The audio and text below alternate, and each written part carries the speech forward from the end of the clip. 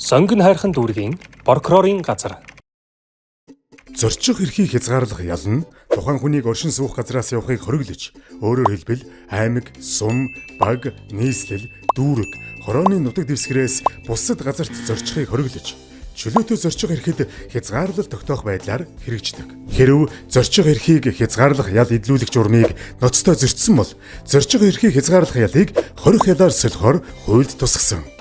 Шүүхийн шийдвэр гүйцэтгэх тухай хуулийн 168-ийн 1-д заасан үүргээ 3 сарын хугацаанд 2 түүнээс дээш удаа биелүүлээгүй. Гэмт хэрэг үлдэж ял шийтгүүлсэн. Техникийн хяналтын тоног төхөөрөмжийг устгасан, гэмтээсэн, эсвэл тэдгээрийн хэвийн ажиллагааг сарниулсан. Техникийн болон биечилсэн хяналтаас 24 цагаас илүүгүй хугацаагаар санаатаагаар зайлсхийсэн зөрчлийг давтан гаргасан. Шийдвэр гүйцэтгэгчийн хууль ёсны шаардлагыг биелүүлэхээс татгалзсан. Хүч хэрэглэн эсэргүүцсэн, шийдвэр гүйцэтгэгчийн амнаас эрүүл мэндэд хохирол учруулсан, хохирол учруулахаар занал хийсэн. Техникийн эсвэл биечилсэн хяналтаас 24 цагаас илүү хугацаагаар санаатаагаар зайлсхийж, зорчих эрхийг хязгаарлах ял эдлүүлэх журмыг ноцтой зөрчсөн тохиолдолд зорчих эрхийг хязгаарлах ялыг хорих ялаар сольдог байх нэ.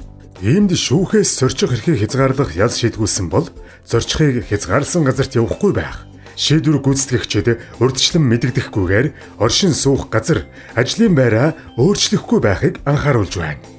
Сонгон хайрхан дүүргийн прокурорын газар.